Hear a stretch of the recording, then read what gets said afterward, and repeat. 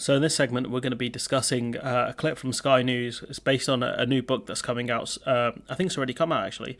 Johnson at Number 10, where they discuss Johnson's views on Brexit and they ask let's cut to the clip because it's not a good look for Johnson. I'll put it that way. You mentioned Brexit. Do you think he believed in it? Oh, absolutely not. I mean, talk to any Brexiteer.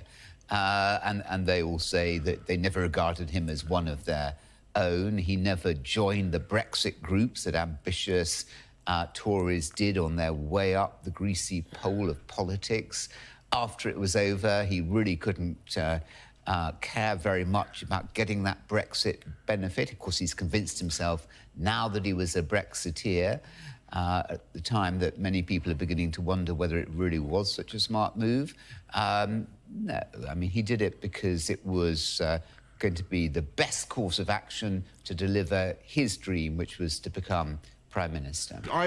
Let's also not forget, he wrote a pro-Remain, a pro-Leave article. He jumped on the pro-Leave thing because he thought, Anthony Seldon, the author of the book, said, or one of the authors of the book said, that he thought is his best way to win. Some of these Brexiteers have been fighting this cause for a long time, and Johnson was very much pro-Remain, and then he jumped on the bandwagon of Leave because he thought that was his best bet to become PM. This idea that Brexiteers never regarded him as a true Brexiteer, I think, they used him as much as he used them because they wouldn't have won in 2019 without him. I think he was the guy with the charisma, the guy with the energy who really pushed it and appealed to the Red Wall voters.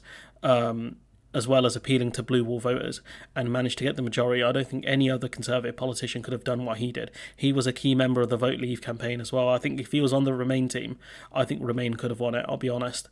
Brexiteers used him to get the win, and he used them to become Prime Minister and cement his legacy as the Prime Minister who took us out of the EU.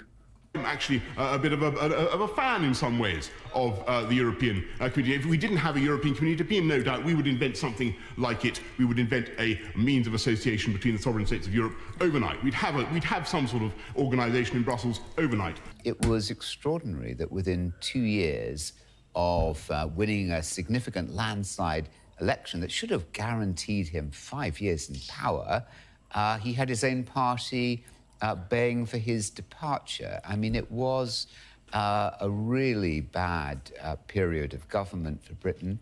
He was ill-equipped. He desperately wanted to be Prime Minister, but he hadn't a clue what he wanted to be Prime Minister for, and he hadn't a clue how to be Prime Minister. And that, really is not good enough. It's too big a deal to be Prime Minister not to take it more seriously.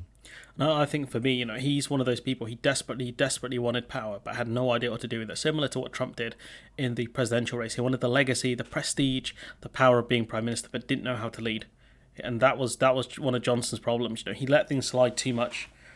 He didn't want to deal with problems. Look at the Pincher scandal, look at Partygate, all of these things. He was more than happy to lie because he thought he would get away with it.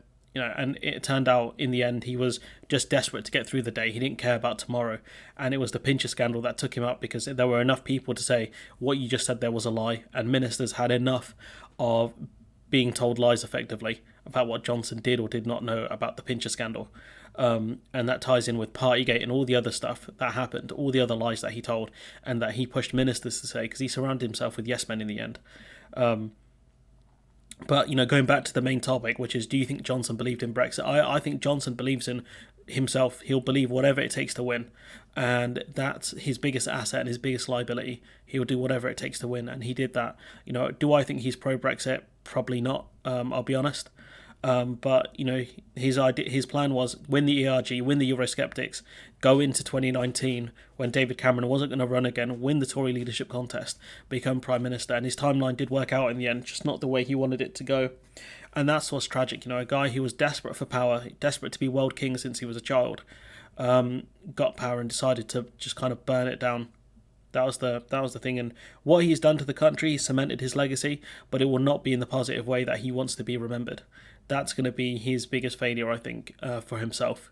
And in my opinion, his biggest failure will always be taking us out of the European Union.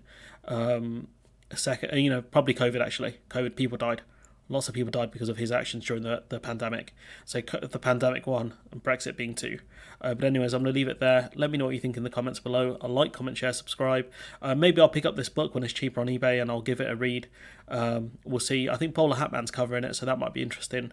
But yeah, like, comment, share, subscribe. Support the channel on Patreon if you can. And I'll catch you in the next one.